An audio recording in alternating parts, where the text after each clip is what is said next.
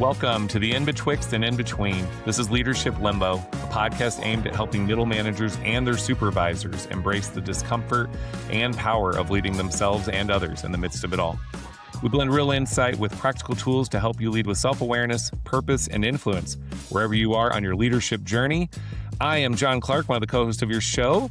And on the other side of the camera for me is Josh Hugo. Josh, welcome to the bonus/false summit episode. Glad we can make this after building up that this was the last episode, and that's not the case. Correct? Yeah, thanks, John. I feel like we need to try one of our new sounds out here too, but welcome to the bonus episode. Yeah, I don't know how long we're going to survive with those sound effect boards here, but yeah, we did miscalculate. There some errors were made in our estimation.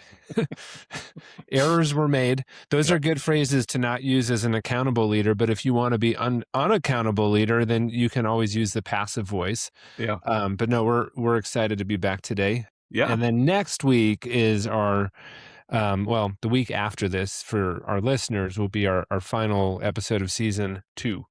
Yeah. Going back to that sound you just made, that reminds me in Arrested Development. You didn't watch Arrested Development? Yeah. Oh, yeah.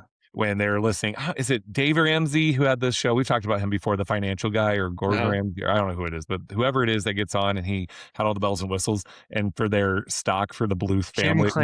Jim Cramer. That's it. Jim Cramer. And he had we don't buy, and they moved to like a don't buy, and they got real excited. And Michael looks at his dad and he goes, "It's happening, isn't it? We're making it." So that's kind of this episode. Like, it's happening. We've got a bonus episode for you. You're very lucky.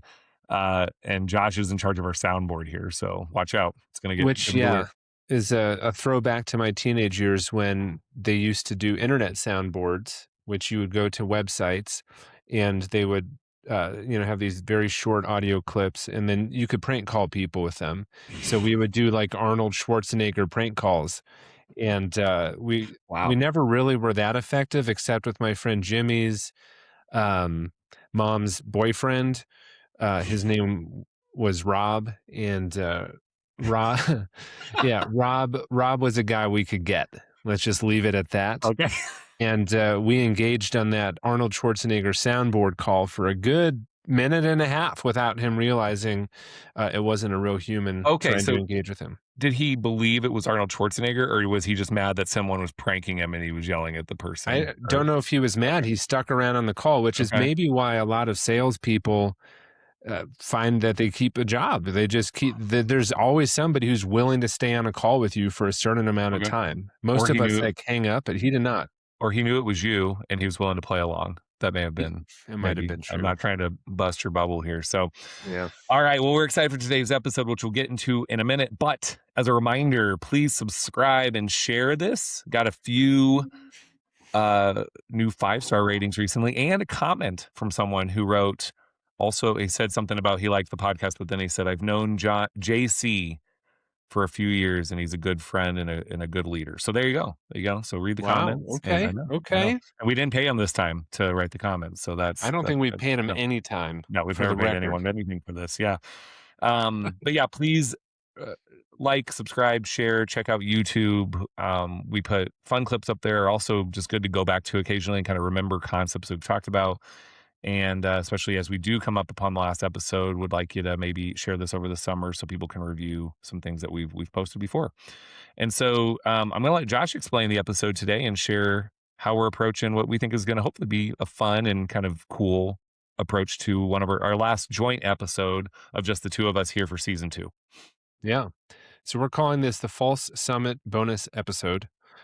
Because last week, some of you thought you reached the summit with our final shared episode of the season without a guest. But nope, we actually were a couple 100 feet below the summit. So today we're going to crest with some questions. John and I have talked for a while about would it be interesting for our listeners to hear us reflect a little bit about some questions that I think we always bring reflection of our own experiences into the podcast, but almost more of an interview style approach. So let us know what you think, but we have some good questions carved out for today. And we're going to start off with a couple of lighter Yeah. ones. And so, John, what's a job that you had that would completely surprise our listeners? Yeah, I was trying to think about this. I don't have the typical profile of a really terrible job, but and so I did a lot of work in construction for my uncle. I guess that's surprising in the fact that I was a seventh grader and they invited me on to be a construction worker working 50 hours a week for them. And I don't know that that would fly anymore. But probably the main one, and this wasn't long term, but I would often get wrapped up if I was like volunteering for something. I volunteered at Vacation Bible School as a middle schooler, and they put me in charge of the baby room. Like I watched and took care of babies. So I was like in middle school and I'd never changed a diaper before. And they were just like, you're going to take care of the people who are working. You're going to take care of their kids so they have daycare provided. And you're taking care of the babies. And I had to learn how to do diapers on the fly right there. So it was the first time I was unaware, obviously, and there were no adults around. I don't know what they were thinking, but I was unaware of the fact that sometimes when you take a boy's diaper off, that they pee everywhere. So that was shocking when a stream of urine just went flying everywhere. And so it did set me up as a parent to be more on the lookout for such things. Now, did those things still happen to me? Absolutely. But so that, yeah, that kind of this babysitter role that I got put into a few times there. So Yeah, that's a good one. For me, I was a Subway sandwich artist mm, for about 4 months. And I think the peak of my career was when somebody asked for a BMT. I had no idea what that was. And so I looked at the little menu in front of the workers, so on like the railing of the sneeze guard, yeah. and it had the three ingredients, and I forget. I think it's like pepperoni, salami, and ham or something like that. Oh, the But Italian BMT. That's right. Okay, I remember. yeah, Yeah, but yeah, I individually made it. Like I pulled out all three of those meats, and then somebody 2 minutes later asked for a BMT, and the worker next to me took that order, and there's literally just a strip of BMT meats already yep. pre-made, and you just plop it on the Mhm. sandwich. And Yep. so, to me, that was one of my first experiences of what happens when you're not trained. There was no training. There's like, here's Yeah. the fridge, here's the gloves, stand next to Cheryl. She's worked here for 85 years, and she'll tell you what to do. And that's how it worked. And it was one of the busiest subways. Interesting fact that the Notre Dame subway was one of Okay. the busiest subways in the country. Okay. Nice. Yeah. So I worked there. Thoughts on places that create job titles that don't really match the qualification. So to be called a sandwich artist, is that legit or a little bit too hyperbolic? Because like It probably okay. uh, pretty hyperbolic. All right. When you hear the sound, we're going to the next question. We're really gonna play this up. All right, next one. What's something your kids or family would say you're known for? Should I? Are you start? You're starting on this one. Yeah, I think for me, dad jokes, Hmm. bad dad jokes, I think they're one and the same. Um, yeah, I dry think that. Yeah. humor. I'd Do you probably have? say that's Do you if have you were on the to ask ready? the boys. Do you have one on the ready for us right now? I have like one go-to. I'm really a context-based dad joke guy, so I Yeah. listen for things and make it up. But um, why did everyone like inviting the mushroom to the party? Oh, I don't know, Josh. Why?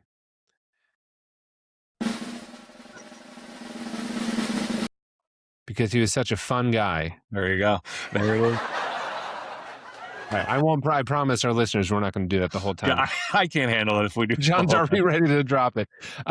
Yeah. So I do dad jokes. How Okay. about you, John? What about what would your kids say for you? Just I think just being big, I think my kids think I'm among the biggest humans on the planet, even though they know plenty of people taller than me, including you. Actually, you come up quite a bit for Ian of like, Josh is taller than you, right? And I'm like, yes. He goes, will you ever be as tall as Josh? I'm like, no, that ship has sailed. Like, I'm not. He goes, will I be as tall as Josh? I go, probably not, but we'll see. So, but just being a big person who Mm, apparently, I do love having little kids because they think you're, like the strongest person ever. But just being a big person, that's what they equate me with. So, all right. all right, next one. What's a piece of leadership advice you used to give that you've backed away from? Yeah, so this one is on the surface level, you're going to hear it, and I think, but I want to. It's more of like I've had an altered thinking on it, but it's the idea that was prevalent early in my career at one of the first big organizations I worked at, which was having work life balance.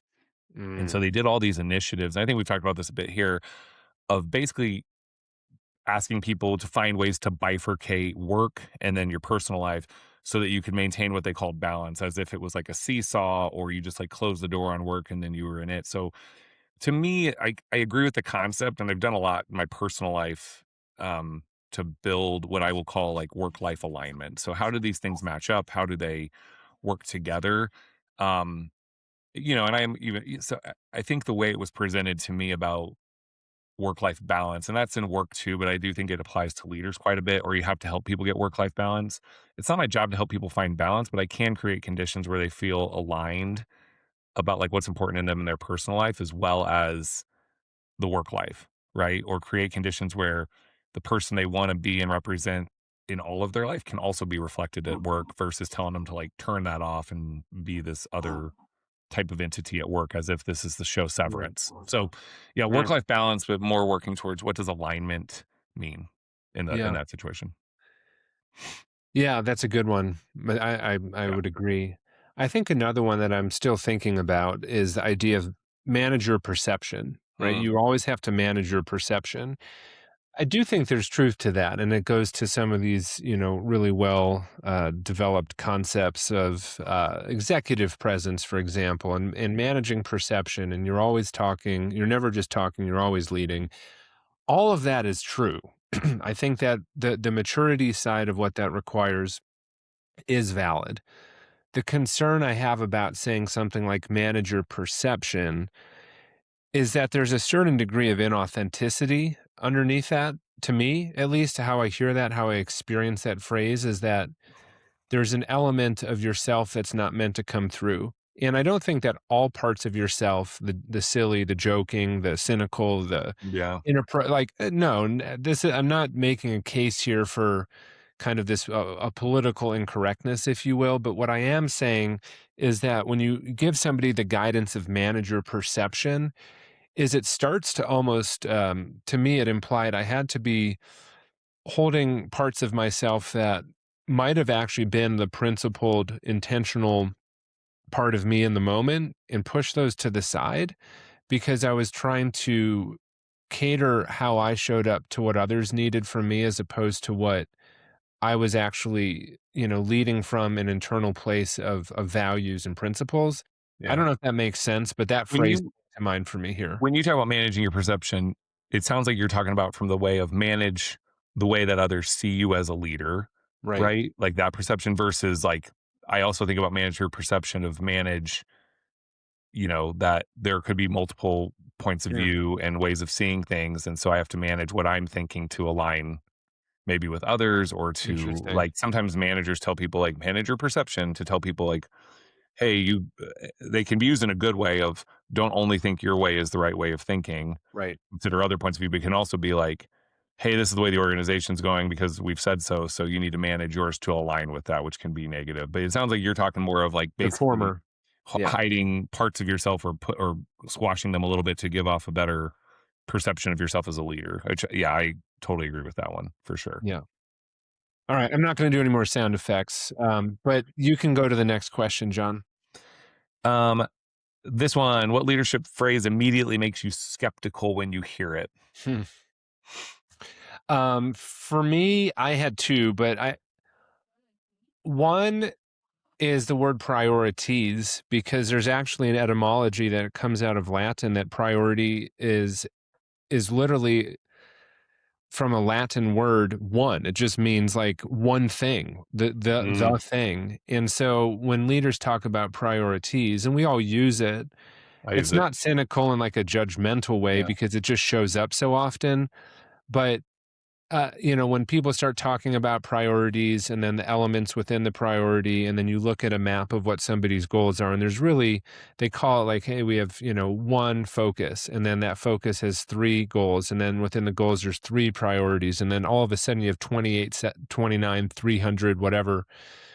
I get a little cynical that we're not actually speaking to our team with the intention of a priority. We're talking about, um, multiple things while also trying to pretend that we're really focused. And I think Yeah. that's one of the challenges, both in the seat of leadership, but also working with leaders to try to help them narrow down, because sometimes there are multiple things you have to think about. So, like how we manipulate our language to say we're focused when in essence the team and the people you're working with may not experience anything you're doing as focus. That's a really tough challenge to navigate. So I'm a little cynical when I hear somebody talking about it because I haven't seen it done very well consistently. Yeah.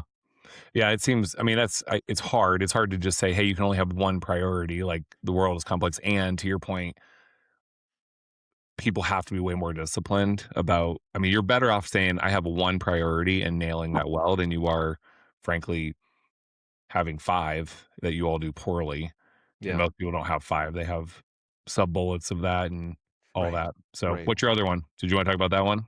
Oh, we'll get into this more in season 3, but servant leadership, like I'm a servant leader. I don't know what that really means. Like, I don't know that the people who say it know what it means. I don't know that people who say it really use it the way it should be used. I think it's a little bit of a hero martyr approach to leadership. If you're not doing it thoughtfully, it's not actually helping the rest of your team. So I hear it. I think it's a contrived, overused term, but the heart behind it is real because I've used it to describe how I try to work. But it's an overused term that's misunderstood, similar to psychological safety, and so I kind of put in that boat. But we'll come back to that one. I think there's much more to be said about it because there's real value if you Yeah, do it because you and I well. are definitely gonna disagree on that one. I think there's nothing more important than people grappling with the idea of what it actually means to be a servant leadership. Right. Now, we can talk a lot about the servant part of that. Is there a better word that represents this than, expecting people to be servants, which has, interesting connotations, right? Hmm. So I think that'll be a good discussion, when it comes Yeah. to, I encourage people to think on it, what it means and what are you saying when you say that. Right. Right. Mine, I don't even know if this is a leadership phrase, but I think it kind of is this fake it till you make it sort of idea. I think the reason that makes me skeptical is twofold. I think offering that as advice gets people out of the bucket of, I need to intentionally develop others or help them to grow into something, because it assumes this idea of, oh, we all just have to kind of figure it out on our own and, put your best foot forward and fake it. And then eventually you'll figure it out. And then even if that's your go-to, I think let's take the example of, hey, I'm moving into a manager position from being an individual contributor.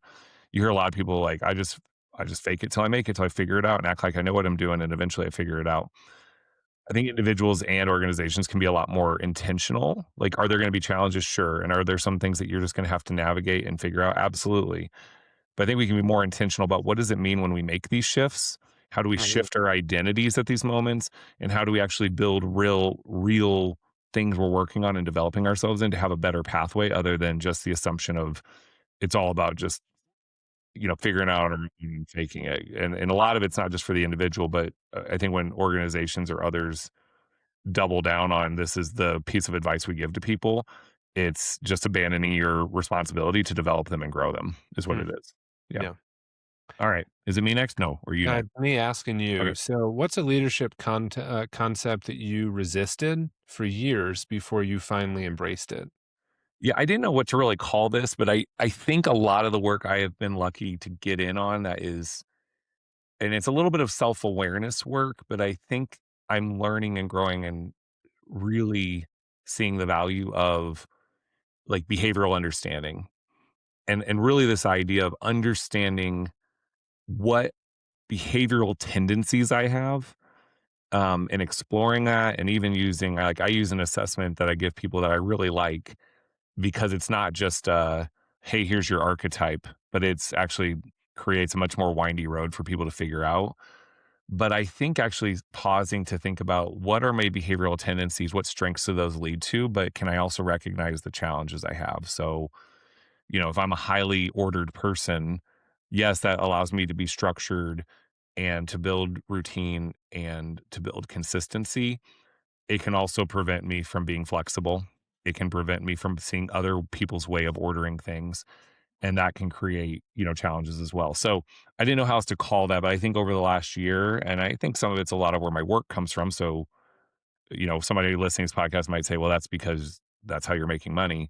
But I've seen real value in how if I was being managed by someone who knew something about my profile and was coaching me on that and like framed a lot of what I was doing in those behaviors, I feel like I would have grown a lot better Hmm. over time. Whereas before, I think I would have been a little bit like, you know, like this personality test doesn't do much other than it's a fun activity for us to talk about leadership team retreats. And I think if we'd used it more intentionally, it could have been really powerful and like Yeah. invested money in it, frankly, that would have been good. So, Yeah. yeah. That's great.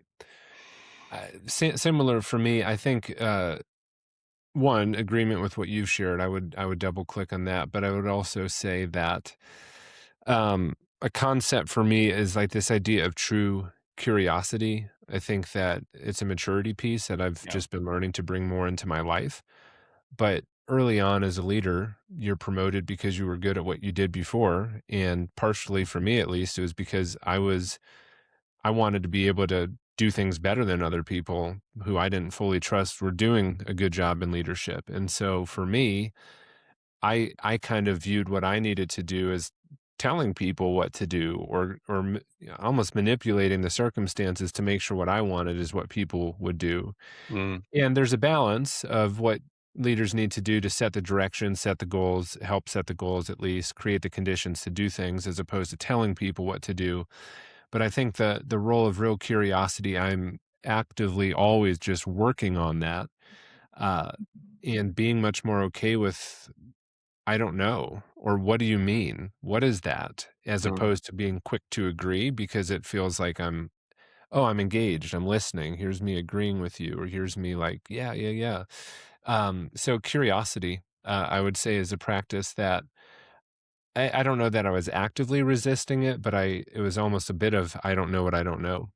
And so that's how I would answer that question. uh, yeah, and I curiosity is one of those values or concepts that I think at some point, and maybe for some people you kind of lose it permanently, that you lose because you get bit like I just think about over the last year and a half that one of the main goals I've had for myself is just to invest in my curiosity, meet people, attend things, learn. I mean, certainly reading, but I think there was a part of my career where it was like, there's no time for that. There's just like the work.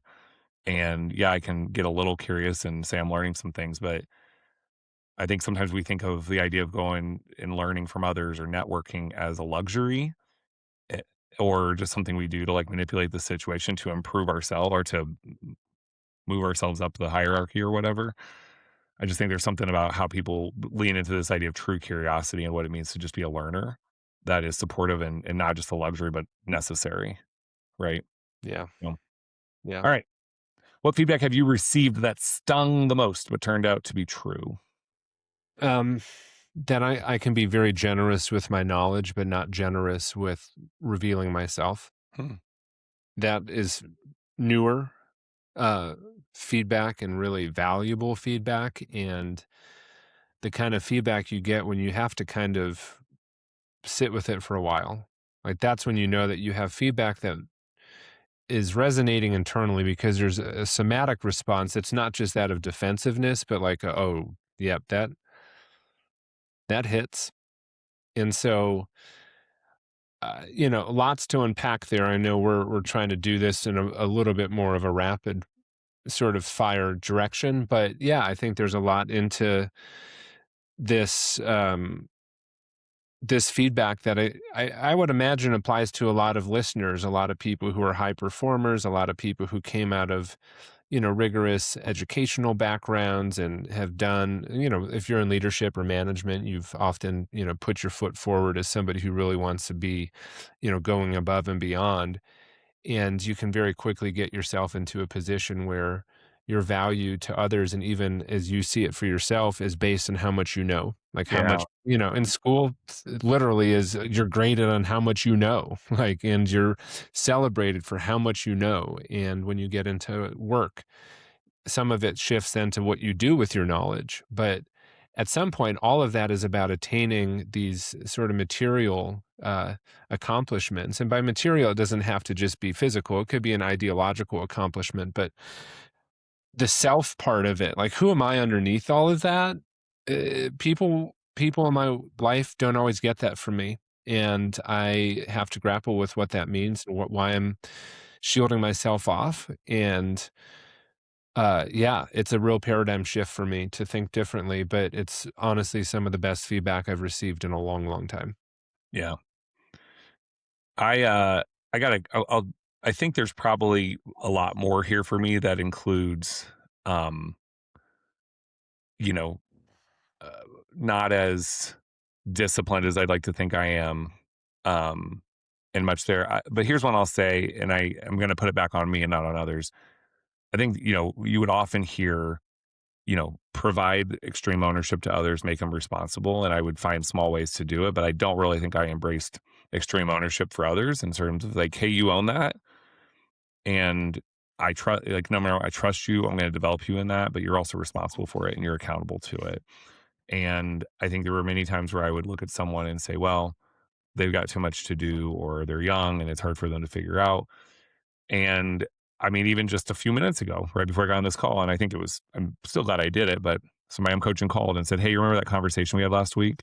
Um, I forgot to put the agenda together for my leadership team. Can you help put it together for me real quick? And I did, and I'm sitting at my desk, so why not? Um, but it was just a small example of, and maybe if I was managing that person versus coaching them and had this client relationship with them, it would have been different. Yeah. But it became, sure, I'll do that. And I sent them something that I hope they're executing right now, or executing well right now. But in a previous life, I would have done a lot more of that of like, well, I can put that thing together for you, or hey, let me take that off your plate. And at some point, you got to find the right moments. To be like, no, you're going to deal with the consequences of this bad meeting, or Yeah. you're going to deal with the consequences of not doing this well. Now, if it's something that if they don't execute well, it's going to harm us all, then you have to make the right decision. But Right. That's so where that's that one that servant leadership that's where that it servant is. leadership mentality comes into play, and It not does. to go down that path today, but just to kind of put a little bit of a loop back on what you shared earlier, is that I think is the place where certain leadership concepts can become problematic because it's interpreted one way when it's actually designed and built to be something different. And I think Mhm. that mentality of servant leadership is like, yeah, I'm here and let me serve you, as opposed to like serving would actually be like that. And we'll get to that question in a few minutes, like the difference between over and under functioning. But anyways, not Yeah. to cut that off or go somewhere else, but I think that's a fascinating conversation because then I think people who oppose it use it to make it okay to like be vindictive towards others or, like I won't anyway to say like no, it's about tough love and hardship and making them struggle and people who go into fields where they're like helpers and servants and like whatever you do. It's anyway. So I think I'm excited for that conversation in season 3. season 3, baby, sign Yep. up. Yep. Here we come in, I think, August or Yep. late July, we're gonna come back to that one. But anyways, um, I think this is me. What guest challenged your thinking the most on the last, season or 2 seasons of this show, John? Yeah, I think, I went through a lot. I think there's some good answers to this one. I'll go with Brandy Chin. I mean, I think accountability is so important. And I don't know that it challenged me. It's one that continues to challenge me of like, what's the right level of accountability for others? How do you, I think that's always a balancing act because I think it does get into the over functioning, under functioning sort of dynamic that we're constantly playing with. I think for me, the biggest thing, and we didn't have enough time to talk about it, was Hope is Not a Strategy is the title of the book. And I agree with that. And the answer she gave is that that's not the strategy. I think it's a belief you can hold, but if you don't take action towards outcomes for others and outcomes for yourself, then you're just sitting back, asking that something happen versus making something happen. Right. Mm, And mhm. so I liked that concept with hers, even if like I bristle at the notion of that as a person who thinks hope has to be a big anchor in what we do in life. Otherwise, I think we're gonna be pretty miserable because there's lots to Mhm. not have hope for. Um, but yeah, I just thinking on that, I also love in reading her book and talking to her how much and like how much she indexed on values in development and teaching people what the right way is Mhm. before she got into the measurements and the accountability systems and Right. things like that. Cause I think that reframed for many people, no, accountability doesn't start with just, you know, holding their feet to the fire. It starts with your responsibility and building the context and building the situation where people can be held accountable. So Yeah. I like that a lot in the Yeah. framing. Good. You?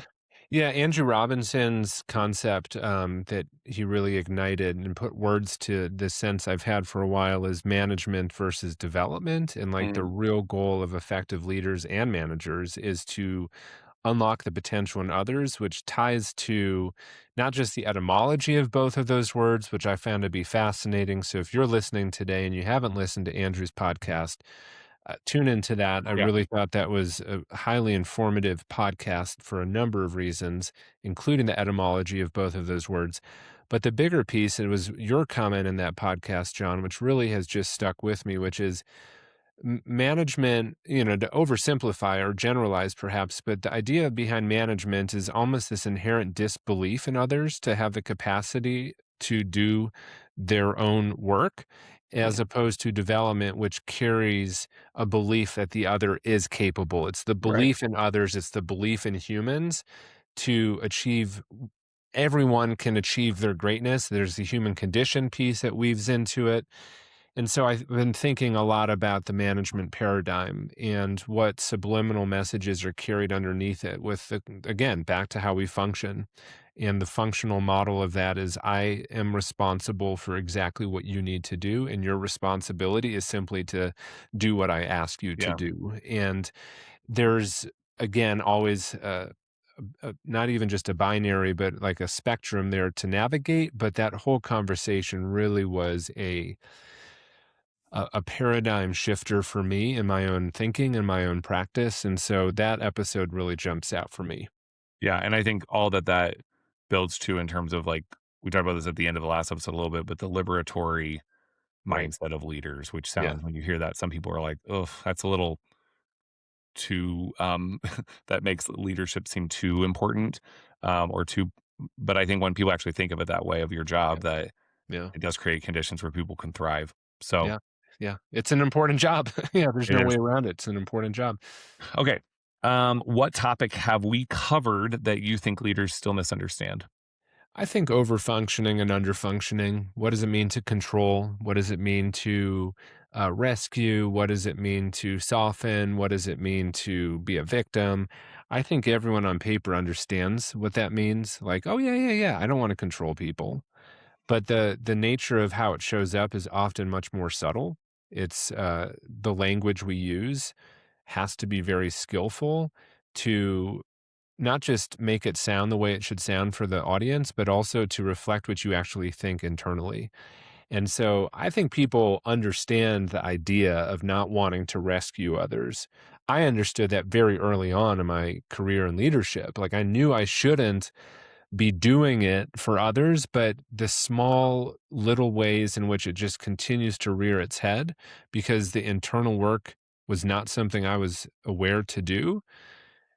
I think that, I mean, for most leaders listening to this, and even people who spent decades doing this kind of internal work around where they're jumping into control or not, Yeah. everyone is wrestling with it. So if you think you've checked the box in this one and you don't do it, I would challenge you immensely because I guarantee that even that answer itself is reflective of a desire to control the narrative. That's right. So anyways, that's for me. What about for you? What's a topic we've covered that you don't think maybe leaders still fully understand?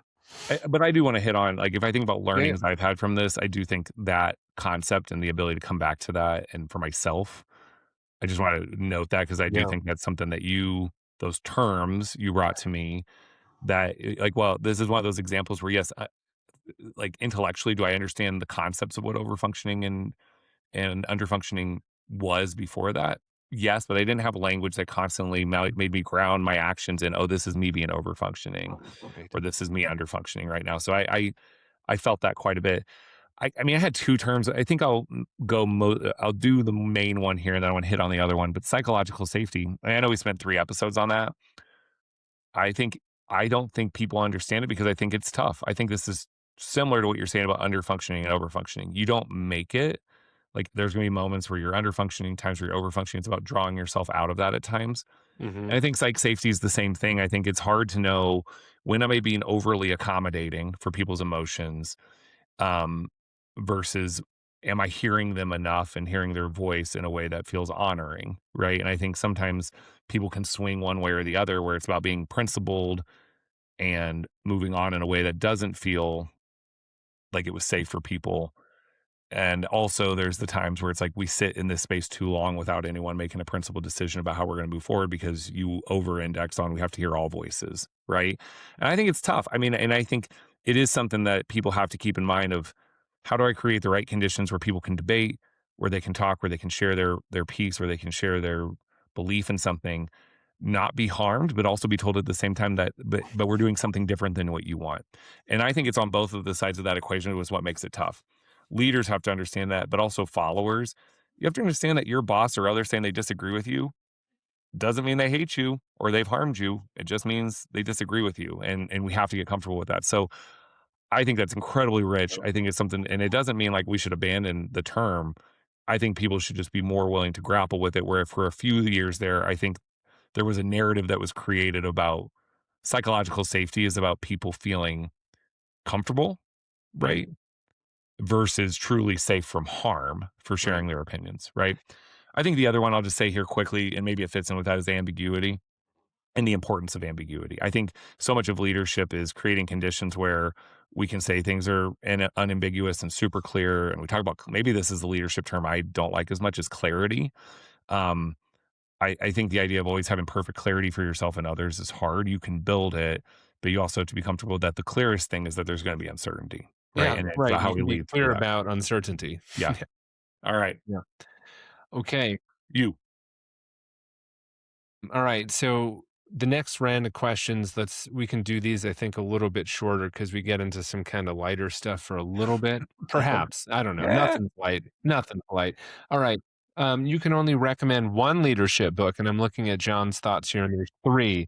So you can only answer this with one, and you have to live with it. No priorities, plural. You got Okay. one. John, what is it? Oh, okay. I'm gonna say I don't. It's not even a leadership book, but it's just a great book, so I'm just gonna recommend it. It's A Tale of Two Cities by Charles Dickens. Sidney Carton is the greatest character in all of history. He's a failed human, and he finds ways to like help others and do things. He is the example though of overfunctioning. So it's not a good leadership book. So I'm just gonna start with that now. But I just want people to read it and understand it. I need to read it. Do you have a copy? Can I borrow I it? do. I can get you one. Yeah. Okay, But I I'm would going love to to sneak see it. in. That's one I just want to recommend. So it's not even a You leadership. can't sneak it. I'm going to. So The Social Animal by David Brooks, I think is the most, it's an incredible book on the power of your brain and the importance of like, not everything is logic based, but the emotions matter. And so I just think it's a good thing because I think too many people in leadership think everything is about logic. I think this is what you were talking about, Josh, about I'm generous with my knowledge, but not with myself. And that Mhm. ties directly into this that, um, the the thinking that has shifted over the years about how our brains actually require emotions and that it's okay to make decisions with our emotions in mind. We can't be completely rational. That's impossible. I think has been a way that I've over the years really thought differently about how I think about things and leverage my leadership to combine logic with emotions though. So that's Mhm. my answer. But everybody should read A Tale of Two Cities Yeah. by Charles Great, great. Dickens. I need to read that Social Animal too. Yeah. And interestingly, for those who maybe will have read the book I'm about to mention and The Social Animal, you'll see that there's potentially on the surface some tensions between these books, but also I think there's a theoretical through line between them. But my recommendation would be A Failure of Nerve. There's a lot of great leadership books. This is the one that's been most top of mind. It's a definitely a provocative book. Yeah. It's a little thick. It's a little thick and complex to read, but the concepts are very countercultural, and Agreed. they are, I think, really trying to get leaders to think more, but not to dismiss emotions, but just to see them, to notice them, and to not just react.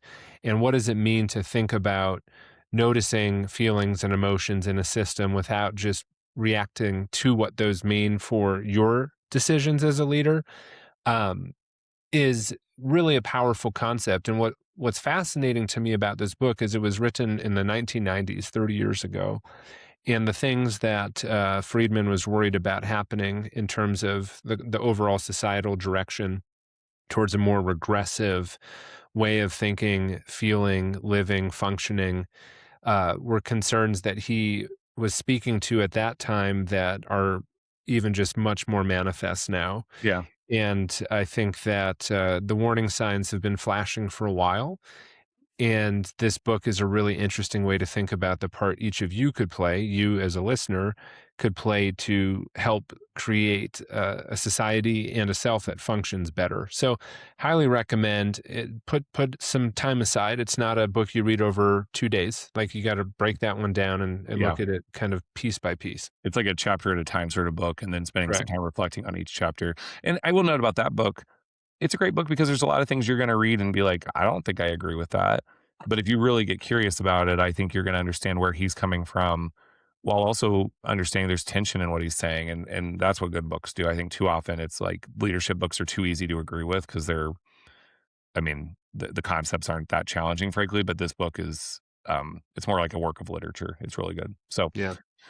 okay, you can only ask one question during a coaching conversation. What is it? So what? It's a good one. So what? So so what?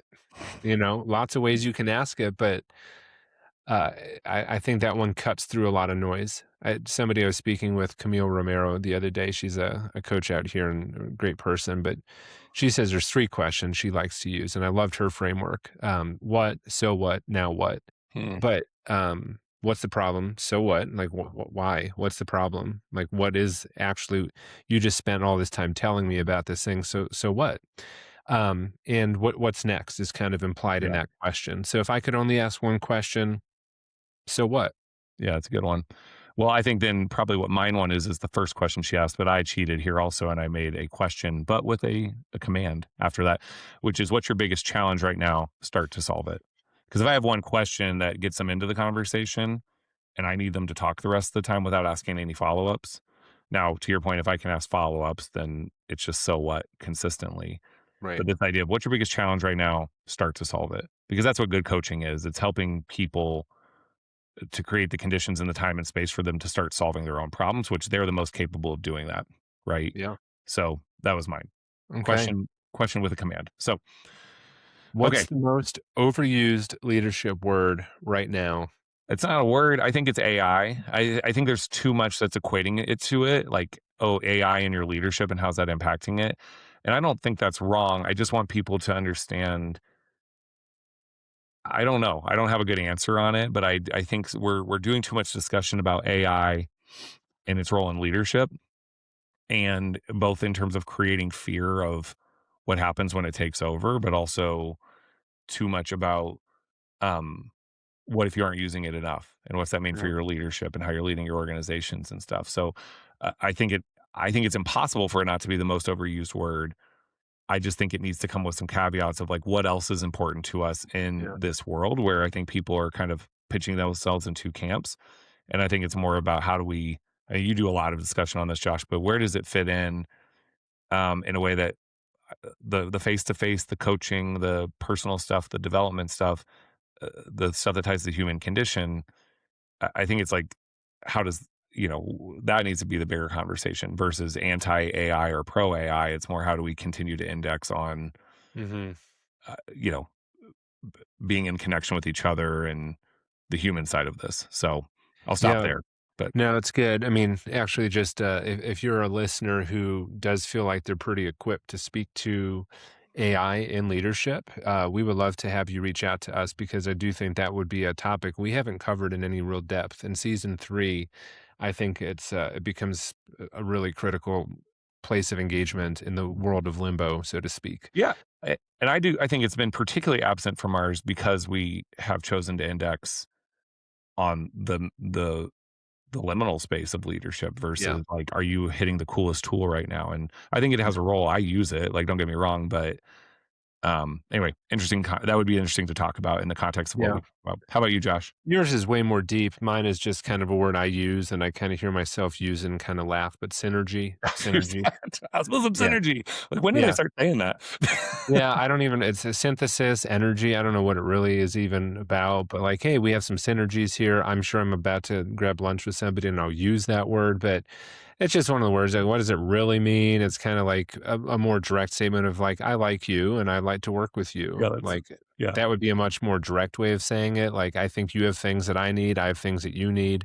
I think we could do this together." yeah. But synergy is like this, sort of, sanitized concept that talks around it. So that's I my know word. I know we've got more, but I gotta say this one. A few years ago, I was having the same conversation with someone, and I think it was our friend Mike McShane was talking about he hates the use of the word space. So like, so what's going on in the construction space? What's going on in the leadership space? What's going on in the Space. the Space. space? Yeah, he talked about space, you know. So that and I found myself like using the word space lately, and I'm like, oh, Mike McShane would hate me so much right now. Yeah. So I get that. Good.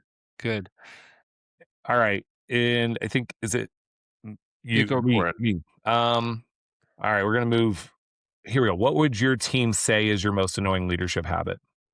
I ask too many contaminated questions. The leading question, the shouldn't we, couldn't we, wouldn't we, why don't we? Mhm. Really, it's me indirectly passing off a statement that I believe in and just kind of putting the responsibility onto somebody else. Could be some of my internal functioning around that, or sometimes it could be the opposite of like, I just want this to happen and I Yeah, want it to like appear curious, but in reality, it's not curious. It's just a twisted, manipulative statement. So I think people who work with me would probably put that on the list of one of the more yeah, annoying leadership habits. I know yeah, my family would probably agree with that. yeah. My most annoying leadership habit is just my face. I think that's the answer.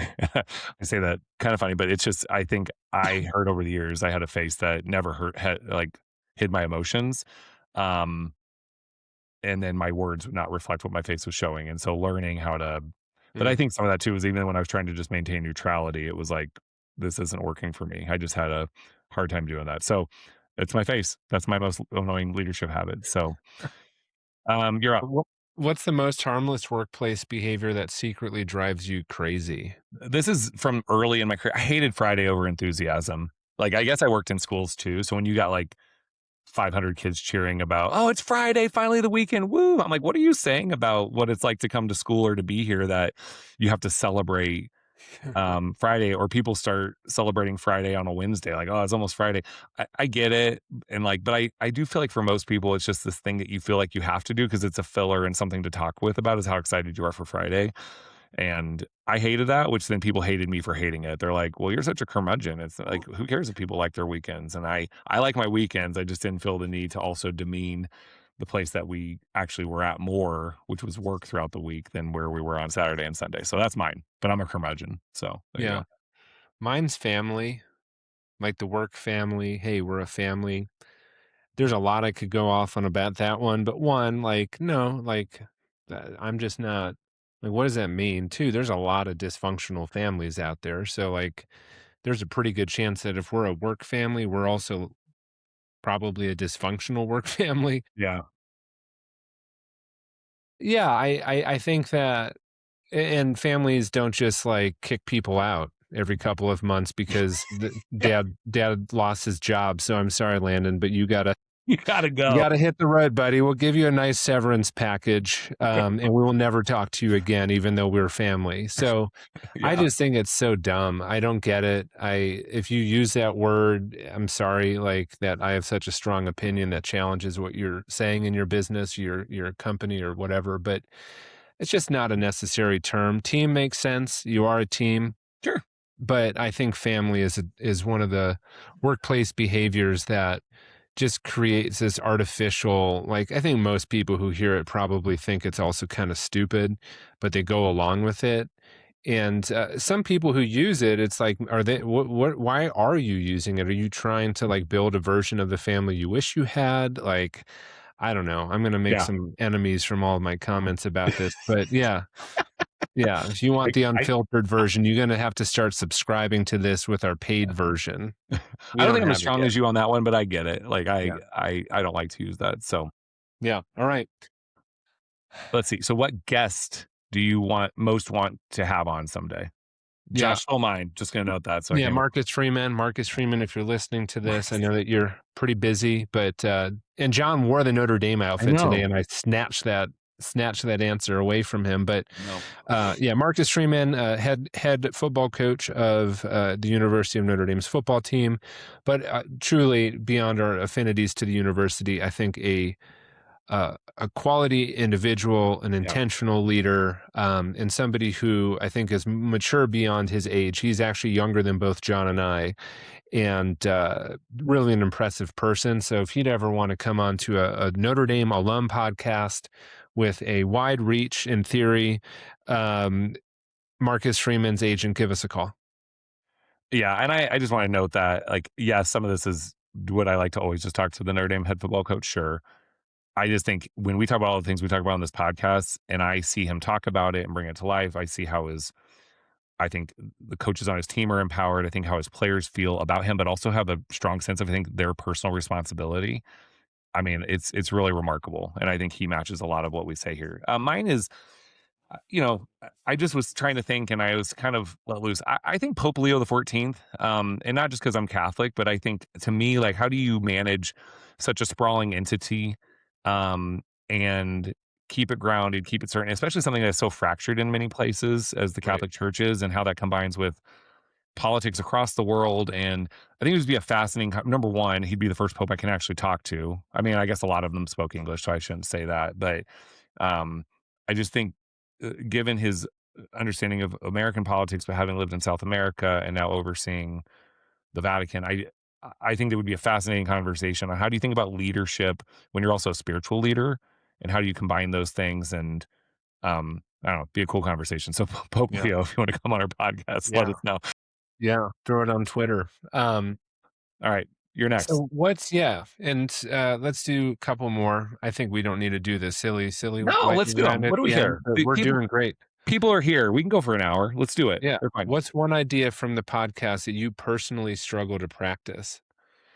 Yeah, I mean, I think yours is mine also, but I went with under functioning, but more the idea of, like, when things get tough, I can just become numb, and I Mm, can just, like, hide from it, or I get overly anxious, and then instead of doing something about the anxiety, I just kind of stew in it for a bit, and I can remove myself. Like, there have been times, mm, and I don't think it's a common thing, but it happens. And even in my personal life, if I'm feeling like, you know, like moments of self doubt, or am I doing enough, or am I doing the right things for my family, my kids, for the people I'm trying to work for? Um, Sometimes I have to remind myself, okay, but I think it's back to your question. So what, or what's next is the question versus just what. right. And I think that's where I get stuck sometimes, and I underfunction, and I just kind of get reclusive or withdraw. And so, how do I keep myself active and engaged, in those Right. really tough moments? Is when I Good. find myself in a decent amount. That's good. Yep. Uh, my initial answer is both. I can do what you just shared. I can overfunction, but the one I actually will speak to here is we we spoke about presence a while ago. I wrote about it, but the idea of being okay with what is happening right now in the moment, and there's so much like spiritual connection to presence and Buddhist thinking around suffering is from wishing what you have is not what you have, and kind of what your expectation is not what you have in the moment. And so I just constantly am working on being here and being present in the moment. You can't even really talk about true presence with another person if you're already thinking ahead. And so Yeah. thinking ahead is something that is a reactive part of people, not just me, but I definitely personally struggle to maintain full presence as often as I would like to, and frankly, as people deserve for me to do with them. Yeah. And I think that comes back to just, am I listening to understand? You said this a while ago, versus listening to be understood. And I think Mhm. if you can ask yourself, that's probably the biggest question that's going to help keep you present, Yeah, is how am I listening right now? I think that's a good one. What What do do you you hope your hope? Oh, me, let's you? and I'll just go. What do you Oh. hope your children learn from watching you work? I think that this current phase of working on building a business, that I hope that they see that I can be realistic about how difficult it is, and also how the attitude I'm trying to bring towards a challenging but rewarding process is part of life, that not everything is just meant to be easy or comfortable, that they can see that managing discomfort with a certain outlook that is realistic but positive ultimately. is a way to help them see that you can pursue some of your creative dreams, your goals, without feeling regret. I hope that comes through. And partially that's what I hope for my kids. That's also a statement to affirm myself. Yep. I think some days that can say that in earnest, and some days that trying to believe that in practice is hard, but I do hope that's what they can see. Yeah. How about for you? Yeah. I think, especially as they're younger and I've grown into this phase in my current work, I think I want my kids to always see that the act of balancing the importance of work and the importance of my time with them and with our family is something that I'm always working on. And I hope they see that, because I think work's important. I think work is critical. It's part of how we make meaning of like our purpose in the world. And I mean, part of work is raising a family and being with those you love, but it's also making time for just those things that aren't just about the bottom line of the work. And I want I don't want to tell my kids like work's unimportant, just do what you have to do, the bare minimum there. I want them to find work that's meaningful and feels empowering to them, but not so much that it takes away from those they love or care about, and it's all just about individual pursuit. So Hmm. I always hope that my kids see that balance. I certainly saw it from my parents in really profound ways. They worked hard and made great livings, and yet I never felt like they were absent from me. My kid's mom, Meg, my wife, does this wonderfully as well, who has like less flexibility than me, but never allows that to make her unpresent to them. So it's not that I just want my kids to not think I work. I want them to see that balance of how we're as adults working through that, so that they can mirror that for themselves when they grow older and are working to Right. find.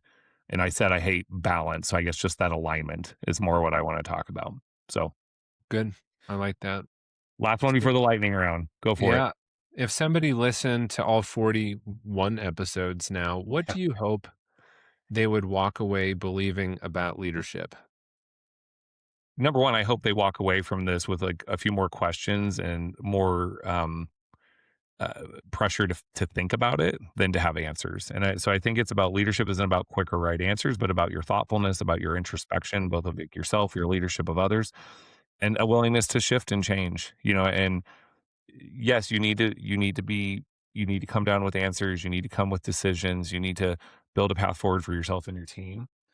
But I want people to think that leadership is more about how I'm evolving in it and Mm, within the context that I'm in than it is about any level of certainty or correctness or the right tool or the perfect tool. You can build those things and build better structures for yourself, but it is an intellectual pursuit, I believe, and one that I mm. would encourage people to treat as such. Yeah, that's great. I like that answer. My hope is that they know that they might need to hire me or John Yep. to support their their team's development or organization. Both of us will come in, we'll help you out. I mean, jokes aside, that's partially true, but no, really, what our my hope is related to what you said, John. Is is recognizing that leadership is a whole lot about how you function, right? How you function in relationship with others, how you function in relationship to yourself. And without having a healthy understanding of your tendencies, without understanding the behaviors that you referenced earlier in this podcast, that the rest of it is kind of all surface stuff. It's all just sitting at the surface layer. There are moves to make, there's techniques to use, there's things to check, and leadership is not just a technical pursuit. It's not a technical solution to the complex problems, because it's all based on people. And so Yeah. relational dynamics, I hope you think about those. I hope you are thinking about how you function. I hope that you're thinking, to your point, John, you said, Yeah. like, I like it's an intellectual exercise. Leadership is absolutely that, thinking about what's going on in your head, listening to what's going on in your body. It's a whole lot about thinking and not just reacting. And so if you've started to see that in being a longtime listener, great. Job well done by us, I think. But more importantly, job well done by you to engage with that. Yeah. Awesome. All right, those are some of our lengthier answers. We're still going to do this, Josh. I know we're at Okay, an let's do hour, but them. I don't care. But this is the exercise for Josh and I is we can have only one word or kind of a one quick sentence, and we can't explain anything, which we're Yep. terrible at that. So this is more of like people watching in real time if we can do this, right? Okay. So this is our lightning round. Most overrated food. Uh, uh, Steak. Tomatoes. Your turn. First concert you ever attended? Coldplay in Indianapolis is the first one I remember. String cheese incident in Denver, Colorado. Nice. Favorite movie you've seen 10 plus times? Who's seen a movie 10 plus times? Caddyshack. All right. If you had to live in one fictional world for a year, where?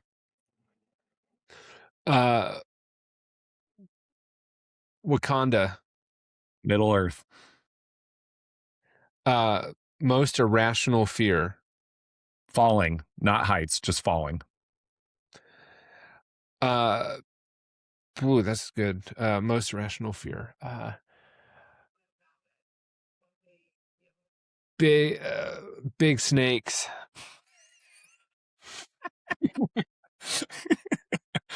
Worst fashion trend you've personally participated in? Bowl cut. I had like a man bag for a while, but I refused to call it a man bag. One celebrity you'd invite to dinner. I don't. Leonardo DiCaprio. That'd be it. Marcus Freeman. You're gonna go with that. Most useless talent you possess.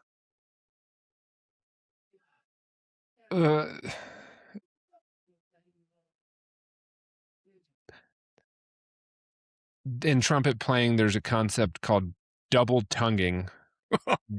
It's not going to do that. Mine is just, my talent is being moderately good at a lot of things, but not great at anything. You go. Favorite childhood snack? I mean, fruit snacks. I just love fruit snacks of any sort. Doritos. That should be mine. Mountains, beach, or city? Mountains. Yeah, that would probably, I'm just going to say city, because I do think if I had to pick one place forever, I'd want a variety of cities for a bit. That's too much of an explanation. All right, one food you'll never eat again. Tomatoes. I hate tomatoes. That's why.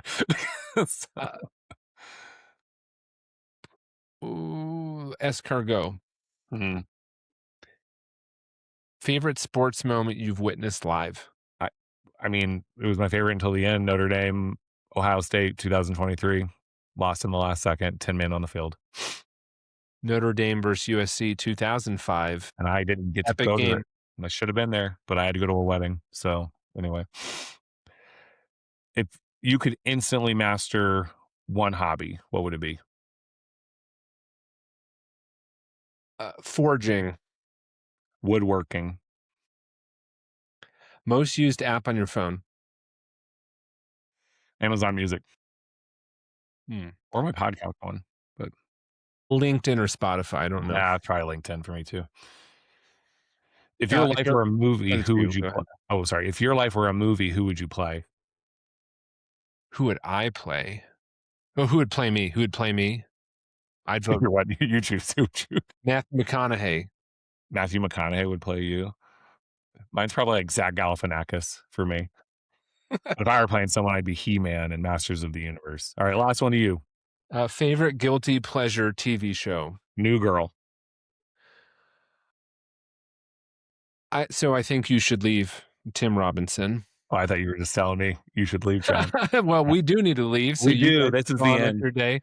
All right, that is a great show. I think you nailed the challenge. I did not, because I spoke too much on the one. So you win. This is great. We do have one more episode that we are excited for. That one is coming up next week. We promise you, before we take a little break, and we'll do some replays. If you have recommendations for things you would like to hear us replay over the course of 3 to 4 weeks, let us know and we'll put them back up, and Josh and I will make sure those are posted. Josh, final thoughts, homework, what do you got? Take a little time for yourself. Pause and think about how present you're being. Today, this kind of reflection exercise John and I did is also valuable homework. So when's the last time that you've stepped back to think about some of these concepts in earnest to answer the questions that are coming up for you? I would say that would be a really valuable use, even for John and I doing this in a quote unquote live sort of way. We do the pre-work and think about these things beforehand, but there's real value in it. So I encourage you to actually go from like nodding your head and listening to this and saying, oh, that's a good idea, to actually go off and do something. Take the time to think about this. Be present to yourself a bit. That would be my advice. So looking forward to wrapping up season 2 officially in about 10 days. But in the meantime, thank you so much for engaging today. Hopefully this was a little bit fun for you to kind of get behind the fourth wall, if you will, see a little bit more about our thinking, about ourselves. And until next time, this has been Leadership Limbo, where we make space for the tension and tools for the journey. See you in the in-between.